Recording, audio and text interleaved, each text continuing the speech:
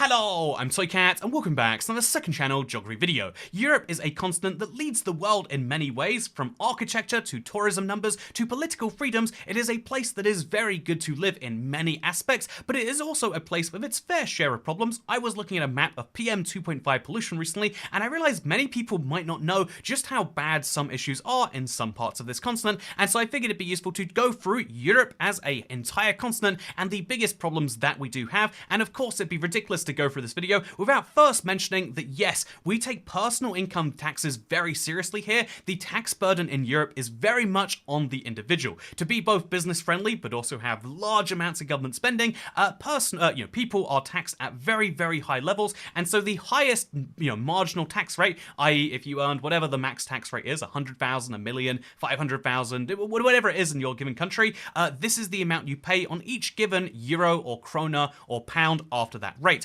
And this sounds like it might be kind of reasonable, like, well, 45% or 52% or 55.9%. Some social democrats would say, yeah, the government taking just over half of what you earn if you're a high earner might actually make some sense. But the reason that this starts to get messed up is this is just personal income tax. Unlike some countries around the world, European countries do have income taxes, but then we have like stealth income taxes. So it's a tax that is paid out of your income, but it doesn't really feel like it is. So employer contributions, for example, to taxes, or employment charges, if your employer has to pay a certain amount per year for employing you, we don't consider these as a charge to the employee, although each of the every pound that is paid to the government could be paid there instead. But also this doesn't include national insurance or local taxes or any of these other things that can add up quite a bit. In the UK, we have something, it's called national insurance, that pays for healthcare in theory, but it's actually just a second income tax. In Germany, they have a solidarity tax that pays for the reunification of the country. In reality, it's just an extra way to raise income to hopefully bring the two halves as they used to be together.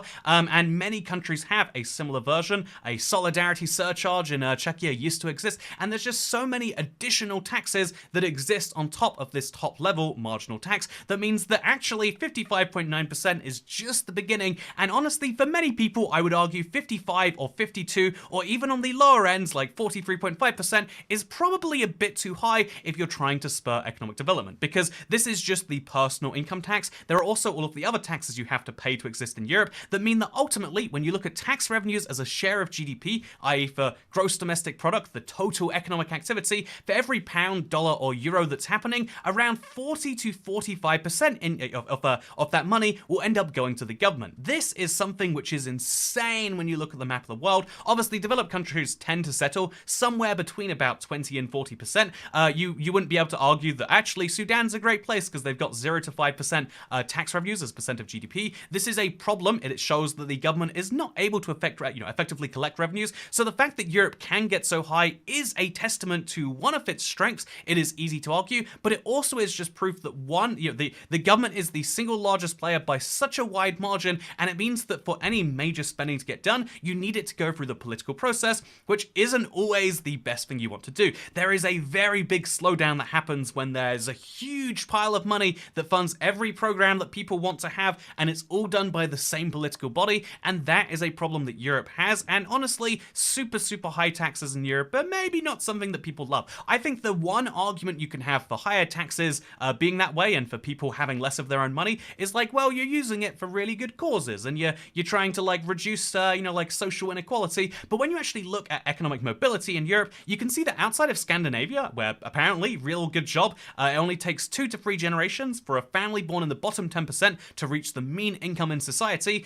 When you look at the rest of Europe, you can see that despite having high taxes, it doesn't really seem to end the lack of social mobility. And I think this is something that is kind of a cause. Like, if you are the first person in your family to make it big, as many people will end up being, having to take some of that money that you could use to building your family into a slightly closer to medium income one is going to the government to fund all sorts of other things. And I think that is a bit of a problem that Europe has. I think it's not the only problem though, of course. I think another great example would be looking at this, the list of biggest companies in every country. It's a really cool map that I found. It shows the biggest company as you can tell, for every single sovereign nation on the planet. So in Canada, the Royal Bank of Canada is the biggest company. In the United States, it's Apple, worth something like $3 trillion. alien, and you can see this looking all around the world, but I was zoomed into Europe in particular, and I realized something kind of interesting, which is basically every European every European country's biggest company is a oil and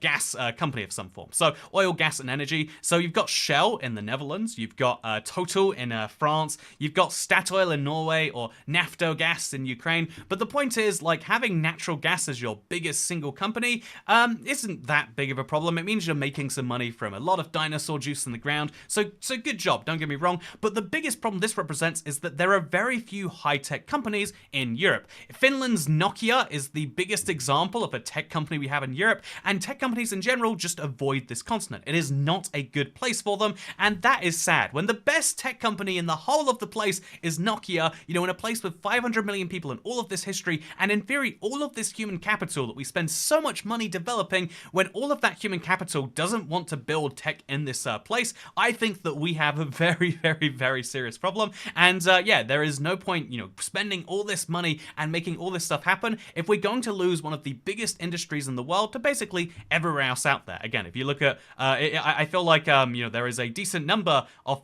you know, retail companies that do well. There's a decent number of banks that seem to do well in Europe. It's a very stable environment for them. But in terms of actually trying to make a high-tech market, there are all sorts of regulations in countries that basically prevent that. And this is the problem. When the government is control of doing very many parts of your day-to-day life, they can also say, yeah, this company right here, we're going to need like a few years to regulate you effectively before you can operate, and that causes lots of problems for high-tech industries, which, you know, in theory would be great if there was just Europe and no other rest of the world. We could regulate every new industry and maybe get it perfect if you believe in politicians' ability to do that. But in a place where there are other competing nations out there, in reality, every high-tech company just ends up going to the US or China or elsewhere on the planet, and it's a big problem for us. And that is something that I do think is a very big problem. Maybe not as big of an existential risk as, you know, the risk that climate change poses to the world. I think there are still some people when I post these videos that go like, Toycat, don't you know climate change is fake? If you really wanted to, I would give you the tiny bit of leeway and say, yeah, you technically don't know why the climate is changing. We don't have 100% evidence, just 99.9. You know, like, I could just about see your argument. But when people say, yeah, climate change isn't happening, despite literally seeing extreme weather events happening more and more frequently, it's like, well, I mean, there's, you know, it seems like there's a little bit of a correlation in just the day-to-day life that a person can see, let alone the scientific thing. But Europe is one of the continents that is most at risk from, you know, the climate change that is happening. You can see there are some regions in particular that are very, very high. But yeah, looking around the world, you can see that the risk from climate change is very high. And this is something that we kind of are suffering with as a continent. But the craziest bit about it is, despite this, and despite the high average temperatures already, here is a map of air conditioning in residential buildings across Europe. In Scandinavia, it's between 10 and 30%, so good job, guys. In Southern Europe, it's over 30%. I mean, these are the crazy, crazy hot places. But look at Portugal and France, and there are so many places in the, you know, in like southwest of England, there are so many places where it gets unbearably hot for weeks at a time now, where people are just like, yeah, I'm just gonna suffer through this. And yeah, I kind of get that AC is expensive to install if you already have a heating system, but we have a way to make heating systems that also work as cooling. You know, heat pumps do this, and it's still really, really, really, really not that widespread. We need to be working on AC right now. If we are going to be having extreme weather events on such a regular basis, I don't understand why one of the biggest flaws that I think Americans like to point out about Europe is that we don't do AC great, but it is one of those things where if you go to another continent where they actually believe in conditioning the air so that humans can live comfortably, you realize, what the heck? I thought we were meant to be a rich continent.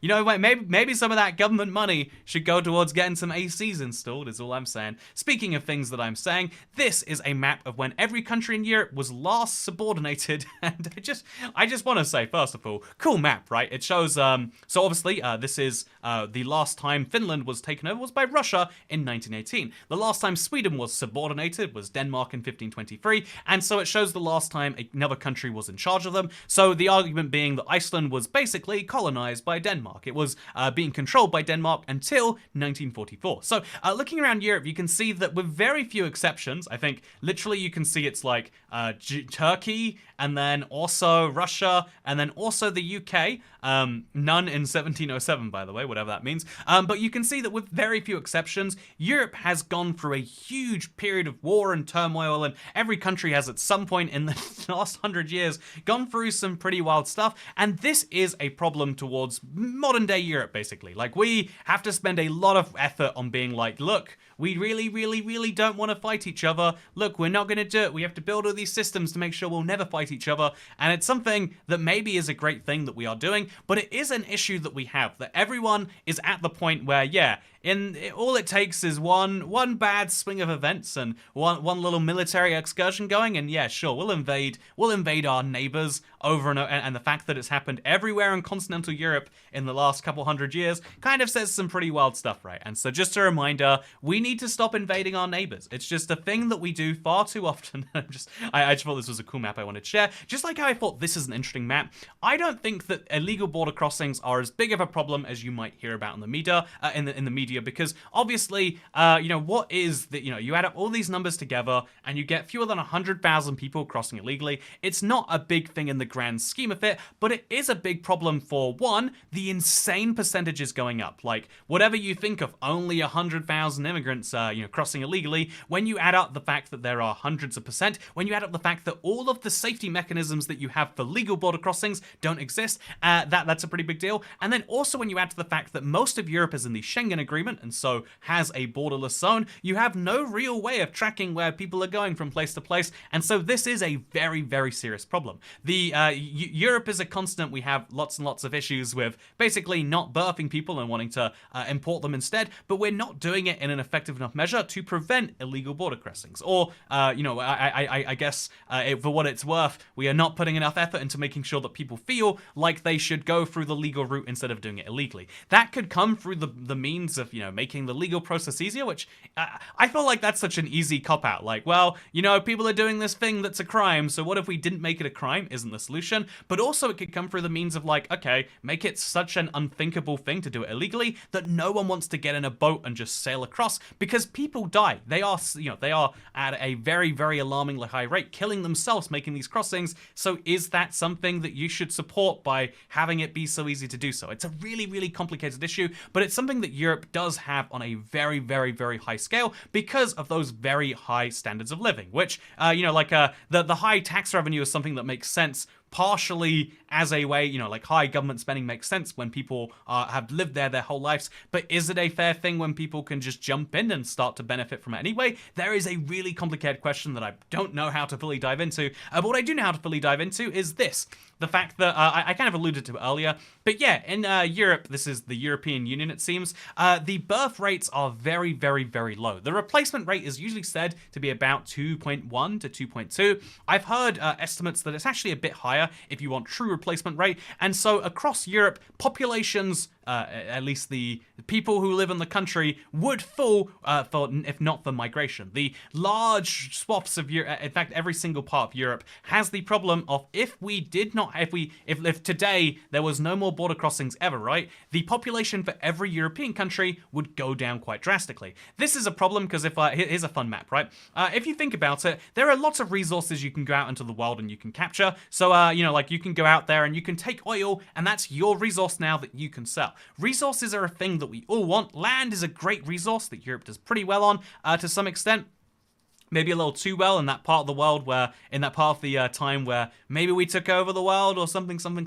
But land is a great resource, and so are the actual resources themselves. But people are a resource too. The next great architect or the next great whoever it is might be born somewhere around the world, and you want to make sure he's in your borders. But out of the next 1,000 people to be born, 5 will be born in the UK, 6 in France, 6 in Germany. The fact that there are so many humans being born and they're being born outside the borders is not really a great thing. Either you want them in your borders later, and so you have to go through that complicated legal process, or maybe if you don't want them in your borders, it means that you're going to be outpaced by other continents. This is something that you could say is fine, like, what does it matter what happens in the rest of the world? Except it very much matters what happens in the rest of the world. That is something that Europe proved in its fun sailing and visiting countries, and maybe politely integrating them into their empires. That's what happened, don't question it.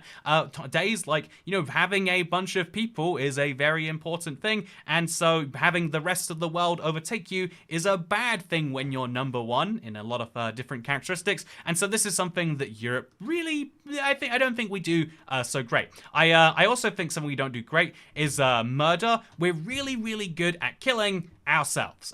This is admittedly, like when you look at the world, the very worst countries for it are Greenland and Russia and South Africa, it seems. But when you look at the continents, the only continent that has a worse overall suicide rate than Europe is Africa. And I'm just saying, if we have all these high standards of life and we're spending all this money, we really should have a better mental health provision. If people, by the way, here's one of my favorite dumb facts about suicide is, in high-income, modernized countries, male and female rates of suicidal behaviors differ much compared to those in the rest of the world. While women are reportedly more prone to suicidal thoughts, rates of suicide are higher among men, which has been described as a silent epidemic. In other words, men and women think about suicide at similar rates. Women even think about it more, but men are much better at actually killing themselves. And is that a compliment? Is that a like men moment?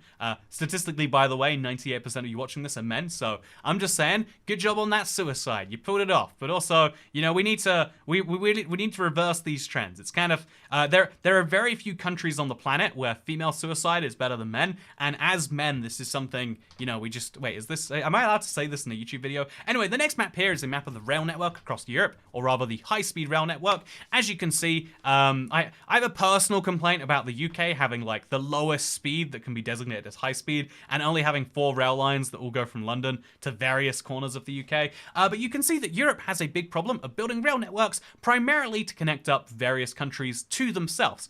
France connects themselves to other parts of France. Spain connects itself to parts of Spain. I feel as though European train travel makes sense that they're following, politicians are following domestic goals, but it also makes sense that being able to travel across all of Europe by high-speed train would be really cool. And so that's my whole argument. I've got a pretty decent argument that suicide is bad and we should stop people doing it. I feel like I've got a pretty decent argument that we should birth more people and maybe we should, stop crimes or whatever else. And maybe even, we should be comfortable. But my craziest opinion yet is it would be cool if we could zoom real fast between countries rather than just around the same country. That is my master thesis and my grand point.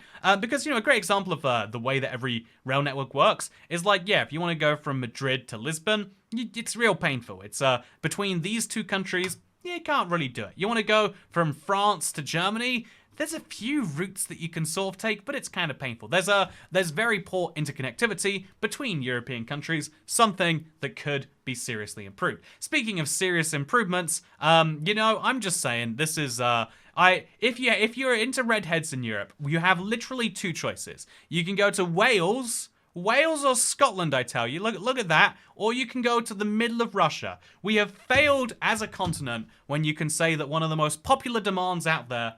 Oh, my green screen is going green.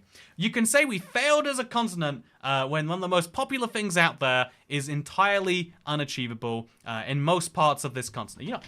Does it just have to be brighter? I bet it does. Okay. There we go. I blind myself a bit more, but now the green goes away.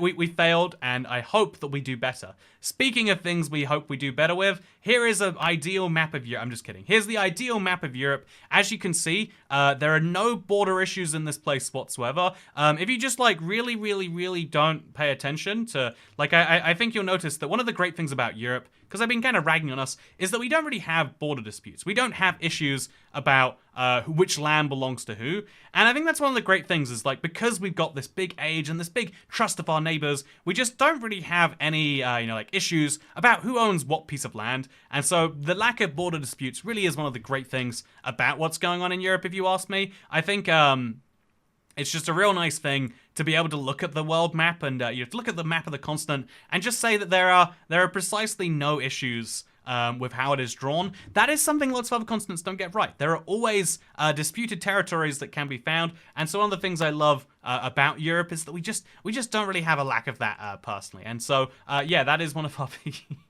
that was a dumb bit. I'm sorry. I hope you enjoyed it. But yeah, with that said, the biggest problem that Europe has is that we haven't gone back to this. We need to accept that the European multinational state has failed. Having Germany be united is just not an idea that goes well.